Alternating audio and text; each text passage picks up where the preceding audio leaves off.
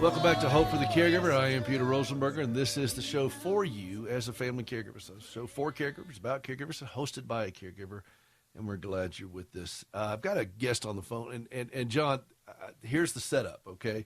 All right, I'm with you. He introduced himself as, when he told me about his book, and he said, Canadian's Guide to Caregiving. He's from Canada. Oh, yes. But I didn't understand it. I was in the car, and it didn't have a real good connection. And I thought he said the Comedian's Guide to Caregiving. And, Okay. and I thought, well, he had me there. And then I asked him, I said, do you have a Hitchhiker's Guide to Caregiving? Oh, Caregiver's very Guide nice, to the Galaxy. very nice. And I thought, well, we're gonna have this guy. So, and I know that's one of your thanks, goodbye, so long, and thanks for all the fish. I know that's one of your favorite absolutely. books. I love that series of books. Fantastic. But this is Rick Lauber, and Rick is he's in our neighbor to the north of us here, and I'm a little closer to him than you are, I think, John. Being here in Montana. Significantly so, yeah. And he's in Alberta, and he's got a book out and he's been a prolific writer. He's had contributions in Chicken Soup for the Soul and some other things he's done. But he caregiving for both parents and just had some insights. And the Canadians are so nice, John. They're so polite. And, well, that's a stereotype, and I won't stand for that sort of bias on this network. Well, Rick, we're glad to have you, eh? It's my pleasure to join you both. Thank you very much for having me on. Well, we're thrilled to have you. And you are in Alberta, which is just north of us, I believe, correct? In Montana? That's correct. It's pretty much straight north of you. What's the weather like up there? We're cold today. We got 20 degrees and some snow. What do you got? We're at about minus 25. That's Celsius. We've got some snow as well, so it's frosty. Yeah. I could never do Celsius. John, can you do Celsius? I can do it when it's negative 40. Because it's the same. It's the same in both. Well, this may not mean much to you, Rick, but one time I was skiing over in western North Carolina with the youth group when I was growing up. I grew up in that part of the country. And we went, this is a long time ago, and we're staying at this campground thing and with the youth group, and there was all we could get was a little AM station up there in Boone, North Carolina area, way up in the mountains, just AM country station. And the guy comes on and he says, "We got the weather report for you. It's cold out there. Here's Mel Tillis." And that was it. That was the weather report. It's cold out there, boys. But we're glad to have you with us. Tell us a little bit about your journey as a caregiver, and we'll get into your books and so forth. And I want to just kind of unpack your story and some things you've learned along the way. My pleasure. I was a former co-caregiver for both my parents. Mom at the time had Parkinson's and leukemia. Dad had the early stages of Alzheimer's. So I worked with my two sisters collectively to care for them simultaneously. Don't know whether that was a blessing or a curse, but all of that caregiving was very new to me. I was completely unprepared to step into those shoes, but I did what I had to do. A number of different newfound responsibilities that I took on. I helped move Mom and Dad repeatedly. I looked after the banking. I paid their monthly bills. I shuttled them to doctor's appointments. I eventually became Dad's joint guardian and alternate trustee, and ended up making many decisions for him. So it was a journey. What if you could pinpoint one thing that you said you were unprepared, and most of us are. In fact, I haven't met any caregiver yet that was prepared, but what was one thing that really caught you off guard that said, wow, I am woefully unprepared for this? One thing, wow. I just say, like, not looking ahead, not thinking proactively.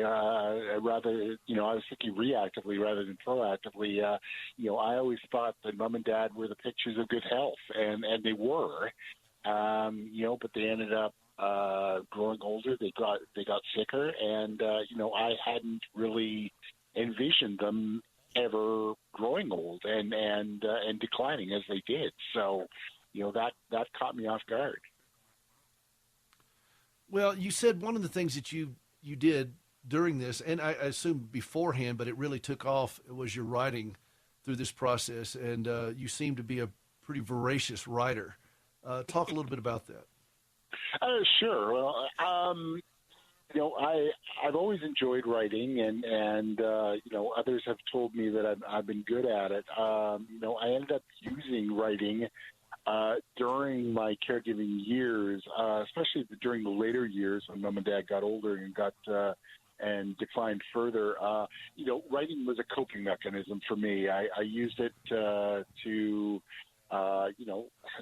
help me get through those dark times, and to deal with what was going on.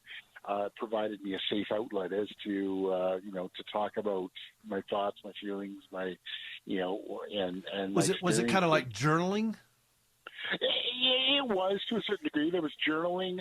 There were articles and stories that I ended up submitting to a local seniors newspaper, and I was lucky enough to get published. And those I just wrote on anything that was going on, different issues that I was feeling, and after Mom and Dad died, I just kept writing, and I kept thinking to myself, there has to be something to this. I'm not the only person dealing with caregiving, or nor will I ever be. And what else can I do with it? So, my stories, my journaling became the platforms for my first book that turned into my second book as well. So, The Hitchhiker's Guide to the Galaxy. No, I mean the Caregiver's Guide. The Caregiver's Guide for Comedians. I really thought when you said this, I really thought the Caregiver's Guide for Comedians, and and I really thought we had a winner there. I thought, okay, now this is something. But no, I'm just kidding. It was it made me laugh though when you said that, and I had to do a double take on it because I thought that was funny. And then you got a pretty wicked sense of humor. I mean, who else puts a picture of them on their website with a red nose? And everything else. I was going to say clown nose. Like, really? Like, straight up. All right, I'll take a look at that. But what were you able to keep a sense of humor while taking care of your folks? Yes, I did. I learned that laughter was an important part of it. Caregiving is an important and serious topic. And I approached it seriously as well.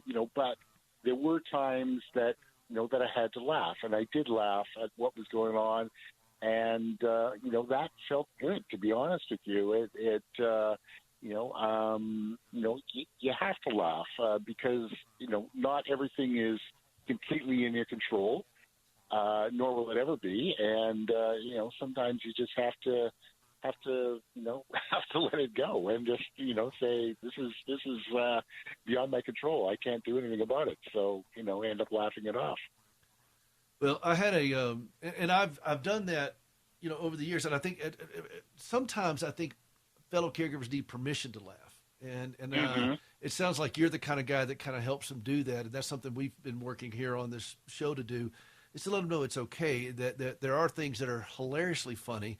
You're not disrespecting the suffering. You're just simply living life, and you're just being a normal human being. But I had a caller call into my show the other day, and she called me Dr. Rosenberger. And when your last name's Rosenberger and you can speak medicalese, and you've been a caregiver now in my 35th year, and I'm around a lot of hospitals and doctors, yeah, you're going to get called Dr. Rosenberger. And I remember one time I was checking Gracie into the hospital, and I was going over her chart with the nurse, but I was wearing a suit at the time. And I was using my official, hey, I'm a caregiver voice, kind of thing. Right. And for whatever reason, and I can. I mean, I could turn it on if I have to. And the nurse, she said, "Are you a doctor?" And I, without even missing a beat, I said, "Cranioproctology." And I just kept going. And I didn't stop. And she kind of looked at me real funny and then just wrote it down and kept going. And so from here on out, I'm a Peter Rosenberger, cranioproctologist. And I help people get their heads out. Well, but it's, and those are moments that I've come to just find, it's okay. We got to laugh a little bit. We have to. We're human beings. We'll cry. We cry plenty of tears. You have, I have, but exactly. do we give it? Allowing yourself to laugh, like you pointed out, is an important way to look at it. I remember a quick story. I remember one time I was visiting my mother, and she ended up falling in her living room, and immediately rushed to her. I was concerned. I helped to helped her up, but she had been flailing around on the floor like an overturned turtle, and as it turned out, when we got her up, I mean, she was fine, but and we ended up both laughing about it because it was completely out of our control, and you have to laugh. You have to let that go. Well, when you set out to write these books, you started putting together some things. Like you said, you were writing and writing and writing. What surprised you in a positive way about yourself through this, that you discovered some skill sets besides writing that you may not have known you had before, that caregiving brought out of you? What surprised you about yourself? And by the way, if you've noticed, we don't rehearse questions here. So I put you right on the spot. I've noticed that you're asking good questions, so thank you. We don't rehearse anything here. So. Yeah, I think Peter and I had a 15-second conversation on like Tuesday. Yeah. John, are you here? Okay, let's go. But we're caregivers, so we this is, I like just to throw it out there and say, you found yourself in this crucible, and you look at yourself in the mirror and you said, here's something about myself that's a positive thing that I didn't really cherish or know that I had, or maybe value as much as I value now. What would that be? I think one of the things I learned was what I was capable of in a difficult situation, and I'm pretty proud of myself for what I accomplished during all of that time. Another thing that comes to mind is becoming the adult in the relationship and making those key decisions, those crucial decisions for mom and dad. Dad, with his Alzheimer's, I mean, he became a child, and he became completely unable to make those key decisions. So, I had to step in and make those choices for him a lot of times. So yeah, it was, I was surprised. I was pleasantly surprised as to what I could do and what I could achieve, and what I ended up doing for mom and dad. That may be one of the most cherished answers I've gotten from any guest, because one of the issues, and John will back me up on this. Yeah. One of the issues we have struggled with so many in this audience is that they're not proud of themselves. They find things to destroy themselves with, to criticize themselves with. And I love the way you said, I was very proud of myself that I stepped up and did this. What a beautiful testimony of that. And I think that, I hope you will share that over and over and over again with fellow caregivers, particularly men, that because you, as a male caregiver, that men approach this from a different perspective, and so many beat the crap out of themselves over everything they failed at. Listen, if I wanted you and I to list our failures, we'd be here all day. Absolutely. Because we're going to fail. But I love that. John, your thoughts on that? No, well, and the thing that that is the primary point I was wanting to make, but something else, because you did it so, you comment on that so beautifully, Peter, but the idea of being proud of it. Yeah, don't get used to the phrase, all right? There's no way. But, yeah.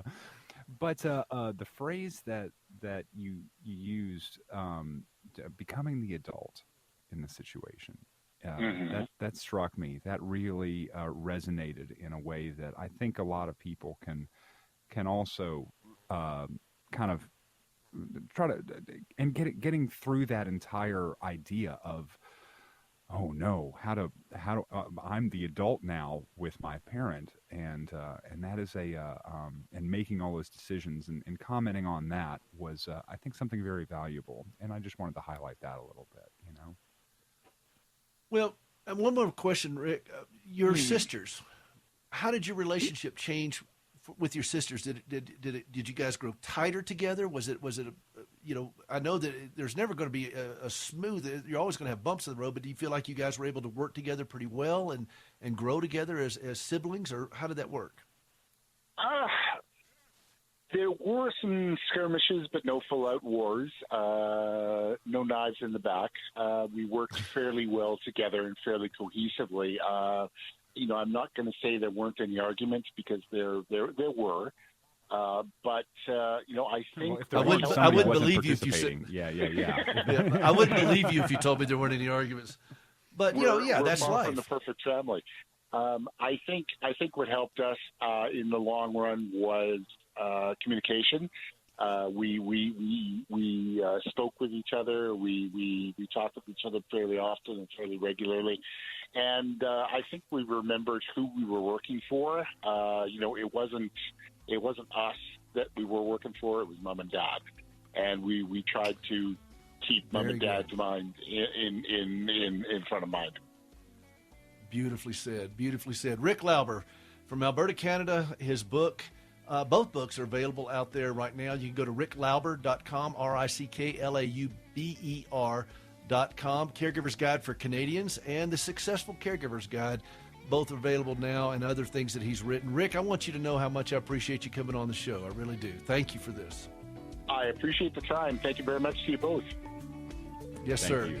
Hey, this is Hope for the Caregiver. We'll be right back. This is Peter Rosenberger. Healthy caregivers make better caregivers. Don't go away. We'll be right back.